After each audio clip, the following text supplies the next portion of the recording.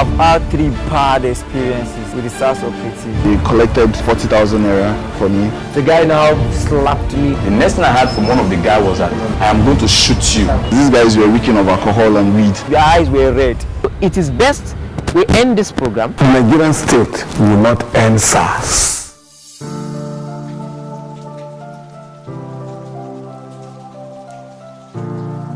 Misuse of power by Nigeria's security personnel is looking to have subliminally increased the country's socio-economic and cultural instabilities by 1.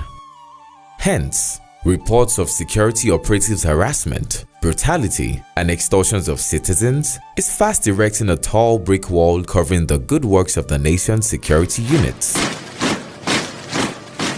About the time Nigerians look to have heaved a sigh of relief from the incessant harassment and brutality by some military personnel, the fear of the Special Anti-Robbery Squad, popularly known as SARS, soon became the beginning of wisdom for most Nigerian youth.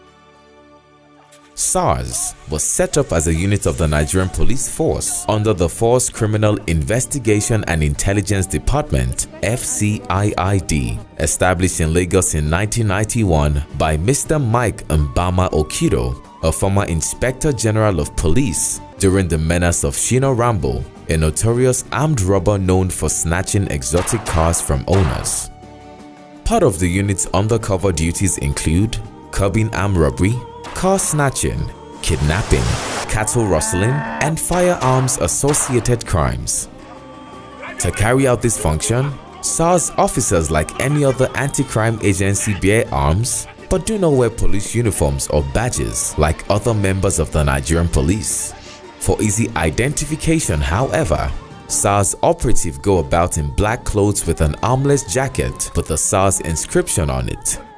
The activities of the organization have, however, come under the spotlight in recent times owing to the incessant harassment, brutalization, and extortion of mostly young Nigerians, as seen in videos and stories emerging daily on social media and news headlines.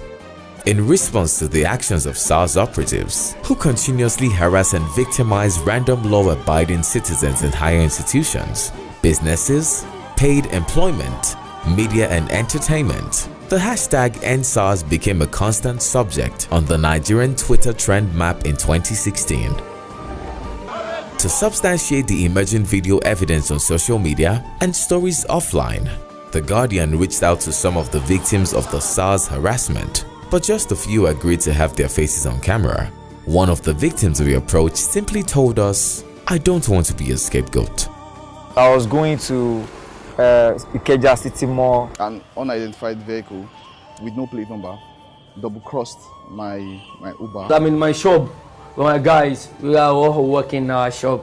They just packed themselves in. They were not wearing uniform. When you see someone who is holding a gun and is not on any uniform where you can identify if he or she is a police officer or a military person, you'll be scared. I could actually smell the alcohol. They were reeking of alcohol. Their eyes were red. He demanded that he wants to see my cell phone. They now saw Putin's picture. Before I knew it, publicly there, the guy slapped my face. I was like, what have I done? The question didn't get answered. They don't label that actually that they're going to shoot us, they're going to spray us gun that we look like Yahoo boy. We are just using this salon to cover. I kept telling them, I'm a graphic designer, I'm an architect. They said, why you go fresh like this? Why you dress in their words? Why you go fresh like this and you don't be Yahoo boy? Are you impersonating him? Are you impersonating? I said, I'm not impersonating. That's the president of Russia. So when I took everybody outside, they were like asking for rubber. The one that was with my phone said he typed in the amount 600. How am I supposed to pay your money? And that money is not for me. It's for my boss because I'm a stylist and that shop is not for me. Out of 1, 2, we were left with 200 now. They collected 1K. They collected the money and they told me to tell them thank you for helping me, that they just wanted to help me. According to a survey on the SARS harassment carried out by Ikechukwu Uzoma, an international law and human rights fellow in the United Nations, in association with the endsars.org.ng, the SARS menace started in 2014 and it recorded an alarming spike in 2017. Following this revelation and the growing social awareness of the problem, a few concerned citizens rose to the occasion to call for an end to the SARS operation in the country. One of such persons is Segun Awosoya, known popularly as Sega Link, convener of the End SARS campaign. Much of the negative outlook of SARS has been traced to educational qualification and exposure of the operatives who are not trained in modern anti-robbery crime methods and approach. Look, there is crisis on ground. If Nigerians are pushed to the wall and they begin to respond and react in the usual jungle justice way, then we're going to have anarchy. We are calling for NSAS because we don't want to say that we should we should disband the police. You understand? Because we know there are good heads within the police. The police only needs to be salvaged. We need to build back trust. We need to begin to do something that will make people see the uniform and appreciate the men that are sacrificing their lives for others. Okay? But for us to keep SARS, there is a culture already, a culture of impunity, a culture of I am here to rob, I am here to steal. If I see a youth, it is my right to abuse them. That is the culture. So you cannot continue to pamper that or encourage that. You know, if you look at the incidences or the cases that we're having, there are about 10 cases per day in some states. And if you look at the whole Nigeria, there are hundreds of cases in a day. There are some that you can't even hear on social media because the people affected are probably Okada riders or people who doesn't have a voice. So somebody must begin to speak for those people. We don't want the program anymore. Shut down the program and let us have an elite system. This high-end approach of the anti-robbery unit is why some are calling for the scrapping and replacement with a trained elite security team. But someone like the senior advocate of Nigeria and human rights activist Barrister Femi Falana thinks otherwise. The Nigerian state will not end SARS. You send a young man to the police force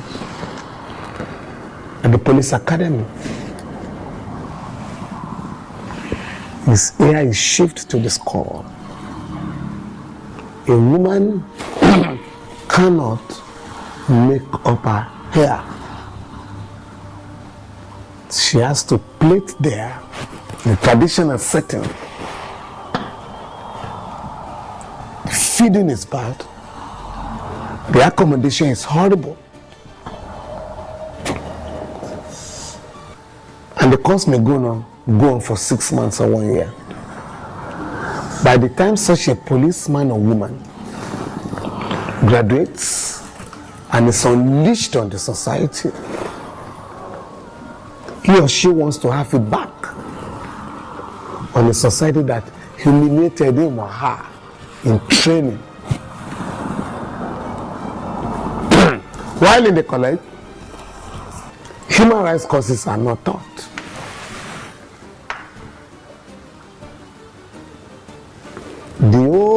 The training of the old policeman or woman was that they were recruited by the colonial regime to brutalize Nigerians, to extort money from taxes from them, and kill them